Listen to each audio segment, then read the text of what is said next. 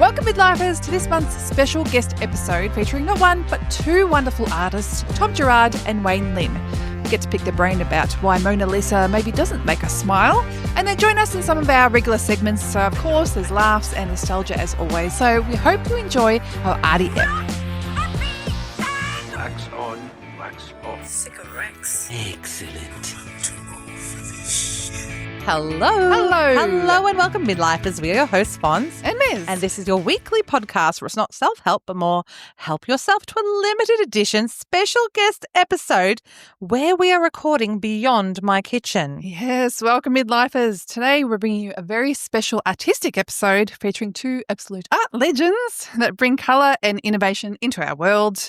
Yes, Fonz, we're actually recording at Montrebat, a stunning artist community in Melbourne, Victoria. So first up, I'm introducing Tom Gerrard, an Australian artist whose work goes beyond the paper. From massive murals in Berlin and Rio to exhibitions in Tokyo and Los Angeles, Tom's art lives on walls, in galleries and in conversations. If there's a wall with a vibe, he's probably painted it. This man is commissioned to create art around the world. He's also the host of Bench Talk, a podcast where he gets real with artists and creatives on how they've built their careers, stayed inspired and found success in the ever-chaotic world of art. And Wayne is the host of Future History, a podcast for the creative thinkers, the deep feelers and the curious minds. He dives into conversations with artists across every creative corner, from tech to philosophy, paint to pixels, pulling apart what it really means to create art in this modern world. With a background in graphic design, Wayne brings a quiet intensity to his craft, whether he's patiently stippling thousands of tiny dots into intricate images or airbrushing vibrant, dreamlike hues onto paper. He's both the creator of things and a lifelong student of art. Welcome! That was the longest welcome ever. You guys are just sitting there like... That was great. Thank you. Is it all factual? We got to get it. Oh, mate, I researched. Yeah. Yeah, all good? I was. That's pretty good. If I'm you poised. felt your ears burning on the week and it was me going... Yeah. Just so you know, listeners, today we're diving into two big topics. We're bringing you Besties, so we're going to be talking about the best moments in in film, TV and music. And we're also going to do Then and Now, where we're going to look at art and how it's sort of accessed and shared to the world then as opposed to now. And as we are surrounded by galleries, halls and studios of Mont Salvat, let's dive in. Let's dive in. Thank Here we you. go. Thank you again, gentlemen, for coming today. Yes. No, thank you. This is awesome. Yeah, That's Great, good. great spot. Yeah, it is Yeah. great. It's spot. beautiful. So I originally was going to say, I don't get art. Can you help me? But then I realised I'm not sort of like a still art person.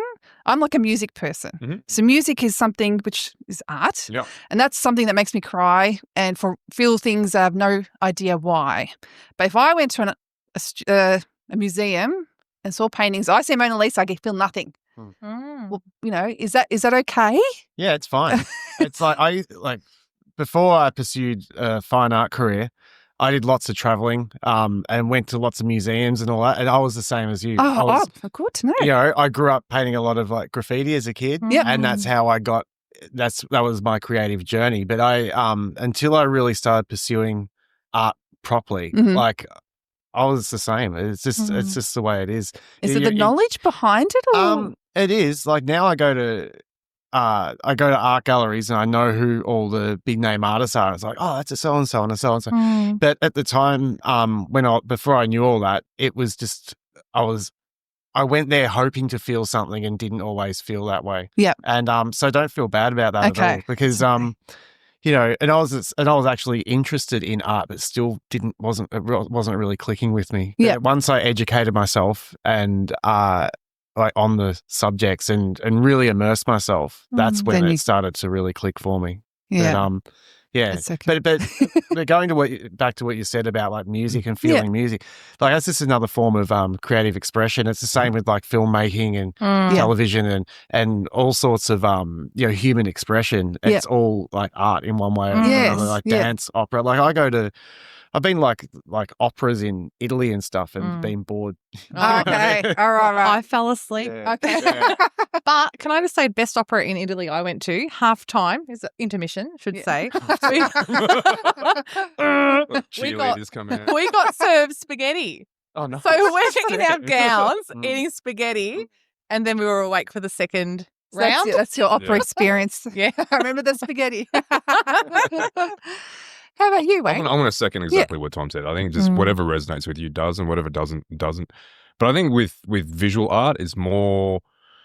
Well, I guess a lot of times you can just look at it and it will make you feel something, and if it doesn't, then I guess it'd also just be understanding what's behind the art. Like with music, that they pour the emotion in it, and you can hear it. It resonates with you. With visual art, it could be like what Tom was saying, a matter of peeling back the layers. And if you were familiar with the story of the artist or the story of the painting itself, it might resonate with you a little bit more. Yeah. So it could just be a matter of just doing a bit more investigating if you care to, or if you don't, then you don't. Having that curiosity behind it. Yeah. Yeah. Yeah, I think that you can look at anything. I do this thing with my son.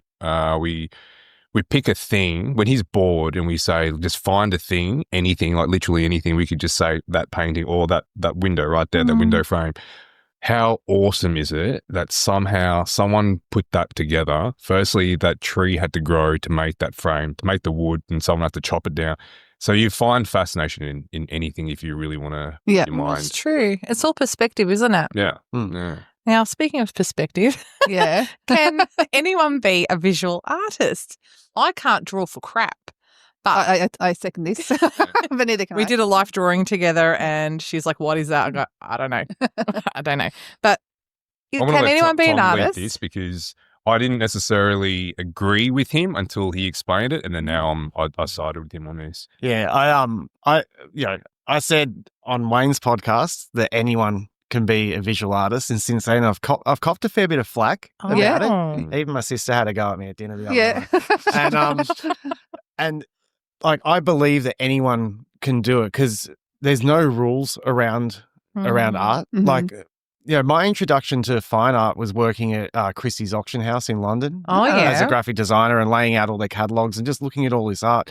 But there will be, some artworks that just had like a diagonal line across a canvas or whatever. Yes. And so like, I could do that. Yes. And then it's like there's so many artworks. It's like, I could do that. I could do that. So the barriers of skill, it's like anyone can make it. It's more, do you have the confidence to be able to apply yourself to it and get good, and then be able to stand next to an artwork and be proud of the work you've done, and be able to back yourself, and then also then climb the ladder within the art world and get into the right rooms and galleries, and then price your art and all that type of stuff. So it's very different to wanting to win the 100-meter dash at the Olympics, because that takes a certain type of training and you have to already be a certain type of person physically to do that.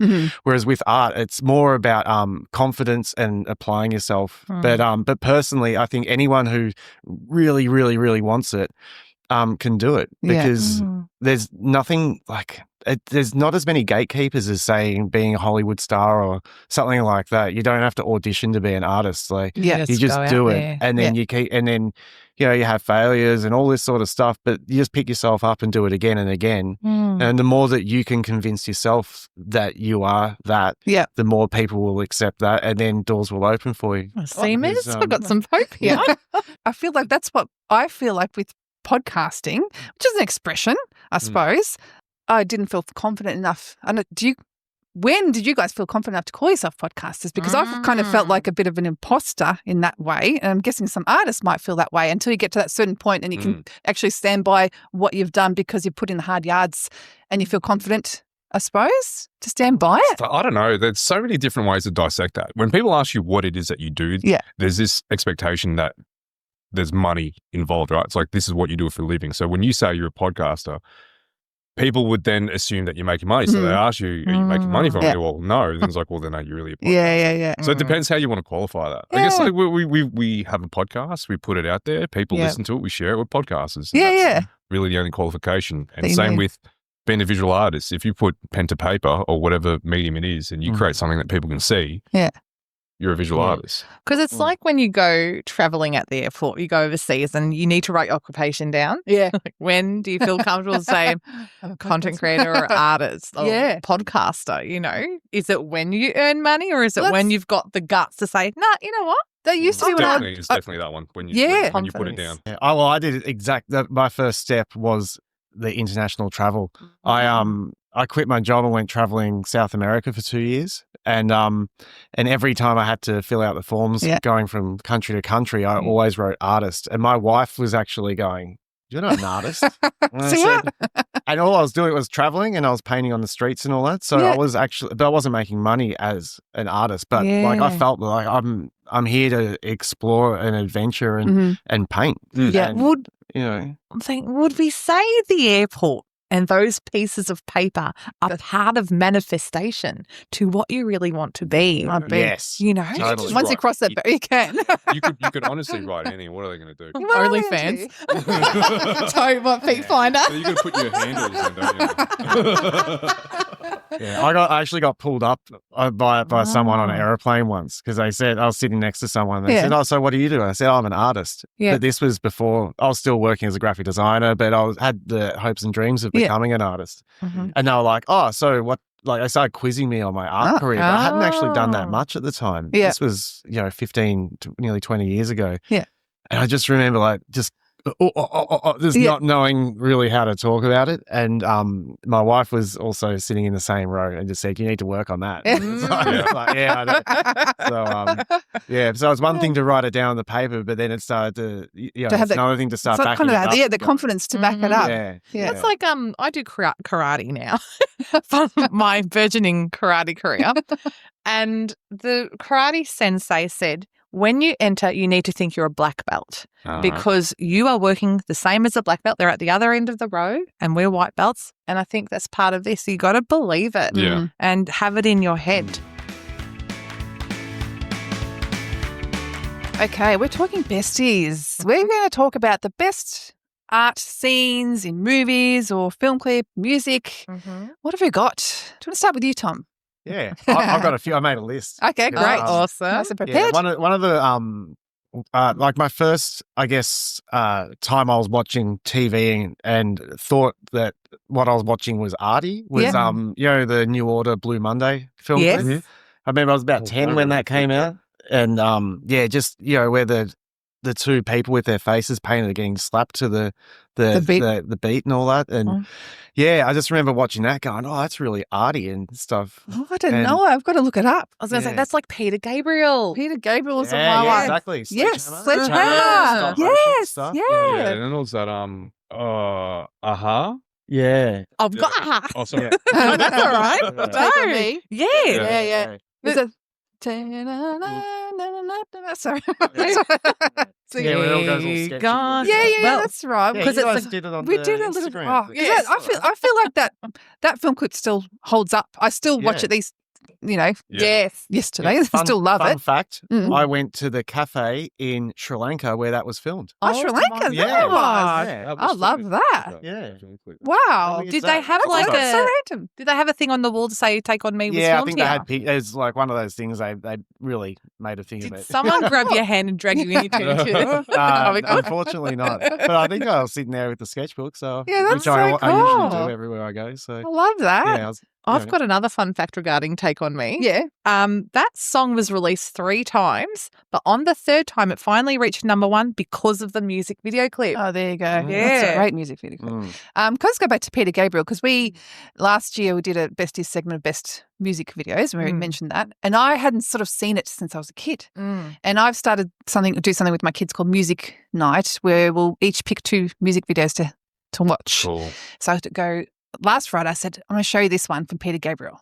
And I go, "This is so ahead of its time." And then watching it, and they're like, "Yeah." I go, "Just before CGI and everything." They're like, "Yeah, but still old." So that one, the kids. they grew up on Marvel movies now. Yeah, I know. Yeah. It doesn't compare. Yeah. But for us, I still love it. Yeah. Oh, it's stuck in here. Like, A big one for me growing up, because when I was younger, I was like right into graffiti and everything, and the Kylie Minogue Locomotion film clip. I actually don't remember had the a film big clip. graffiti piece in the background. Oh. And that was like, just used to pause it and look at it and work out. Oh my God. So you didn't pause it for Kylie. No. You're really in it for the art. Get out of the way, Kylie.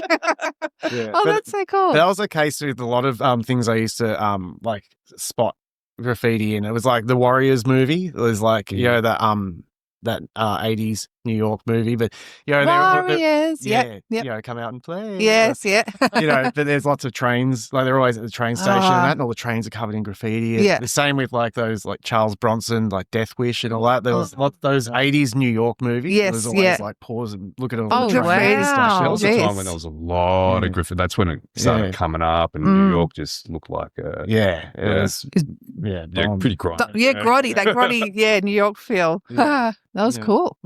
Oh, so not everyone pulls of 80s movies for the boobs. No. For the graffiti. But I also put Gautier and Kimbra, somebody that I used to know. Yeah. That took 23 hours to film. They did it all in one day. And the artist was Emma Hack, who I contacted because I used to study makeup. And they go, you did such a good job. I sent her a message. But she used body paint to do a geometric style 1980s modernism. Yeah, that was a cool film clip. Yeah. That stood out. It was cool. I love Gautier. Can I give you a movie? I don't know if you guys ever watched the movie Pleasantville. Oh, you ever seen that with Tobey Maguire and Reese Witherspoon? Yeah, it was like black and white. And yes. Yeah. So the whole premise of that is that they go back into 1950s American suburbia and they're black and white. And then as they sort of expose themselves to new experiences, they turn to colour. And there's got one scene where the mum goes to this old soda diner, so everything's black and white. Then as they're sort of learning things, you'll see these vibrant pops of colour. Then in the morning, they paint a mural of her naked, which shocks everything. And after everything's black and white, the colour just stood out. It's a great movie. I love that movie, but I've watched it so many times. It just reminds me of, have you heard of the movie Scanner Darkly? No. I've heard of the name, but I don't think I've ever watched it. Yeah, I think it was probably maybe about, I want to say, it could be about 20 years ago, Keanu Reeves movie where every frame they filmed it. It was Keanu Reeves and I want to say Jared Leto. I could be wrong on Jared Leto. Yeah. That they filmed it and then they had a whole bunch of artists paint over every frame. So it looked like it was a painting of sorts. Yeah. It was interesting. And I think that like the process was like unnecessarily arduous, but I think that was the point of it. Would be painstaking. But that was it was a good movie though. Okay. I'll keep an eye out for that. What it was about, but I remember really enjoying it. Another movie that I liked that had an art scene in it was Ferris Bueller's Day Off. Yeah. Yeah.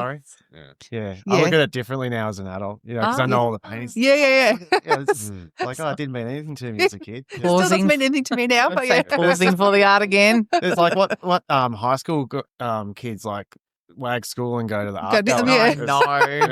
I've got something for you. Yeah. From Everybody Loves Raymond. Titled The Sculpture. Yeah. Marie Barone, the mother-in-law, started taking art classes and she wanted to create a piece of art for Raymond and Deborah. So she rolls it in and gathers the family around, unveils this massive sculpture, and everyone's like, this is fantastic, wonderful. And Raymond's looking at it and goes, doesn't look a bit ladylike to you? And he drags Deborah aside and he goes, it looks like a vagina. And they go out and it looks like this massive vagina. You see it. And then Robbie, the older brother's looking at it and he goes, it looks like something, but I can't put my finger on it. And then they all see it and they're like, oh my God, it's her vagina. And then eventually they let out to her, it looks like a vagina. And Marie goes, oh my God, I'm a lesbian. Cut end scene. Great. That was maybe you need to find that, Mez. I do not remember that episode. I like that. That just reminded me of Pottery, Ghost, the movie Ghost, the pottery scene. Yeah. With the, iconic. Yes, yeah. Sam was trying to teach Molly how to get the wheel going. There's a lot of clay in there. I'm going to give you. Can I give you a random one? This is not movie or film. But if I say this quote, will you remember? Oh, Mr. Hart, what a man! The Stainmaster. Yes, Yeah. And especially the scene where he flops the spaghetti and he rolls himself, like pulls himself in the spaghetti. Oh, yeah, he does a belly. Yes. Yeah. I think there was a series of ads, didn't they? I think so. I remember they had a whole bunch of different paintings. Yeah.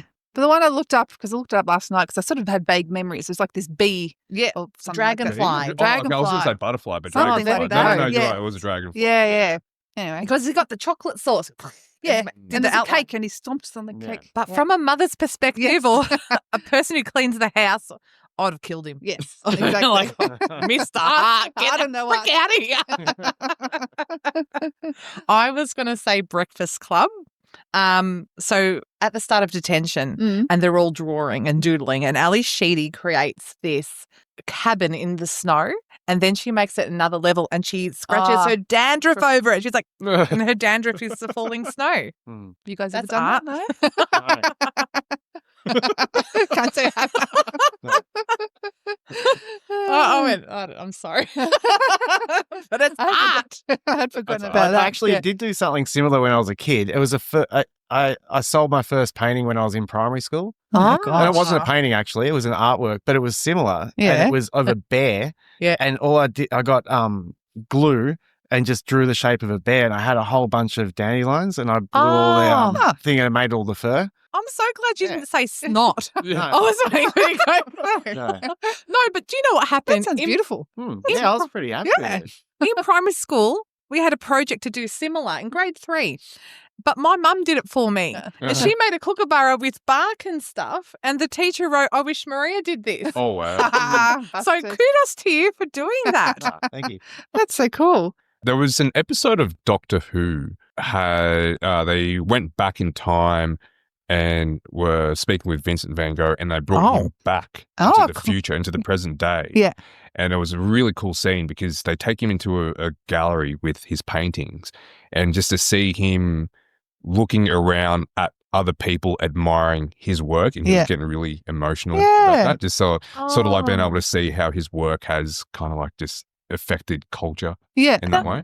That reminds me of Bill and Ted's Excellent Adventure. Adventure. When they bring Napoleon. Yeah, all of them. Piggy Pig. And he's the ice cream. Yeah, and the Genghis Khan and Oh, Joan of that's right. Arc. So, Yes. all of Oh, yes. but that's fascinating. Yeah.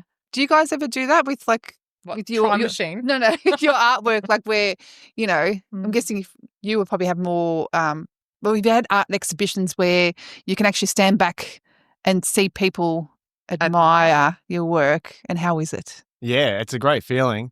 I remember my first few like solo exhibitions, I was too nervous to actually stand in the gallery. Yeah. Because I was worried I was going to hear someone say, it's not that good. Yeah, and yeah. all that. And I just didn't want to get cut down like that. No. But now I'm fine with it. You're right, yeah. Because it's Well, not people for are going everyone. to see specifically this. Yeah. It's not by accident. that Yeah, they but do Yeah, it. true. even when it's like, say you're a musician and you got your fourth album come out and they're like, oh, it's not like their old stuff. or Yeah, whatever. yeah. You still put yourself out there. Yeah. for Yeah, that, make yourself but I'm quite confident in what I'm doing, and Yeah. I know it's me and my own self-expression, and the more I try to carve it to please other people, the more watered down and crappy it'll be, Yeah, yeah. So But Yeah. this reminds me of the Bluey episode.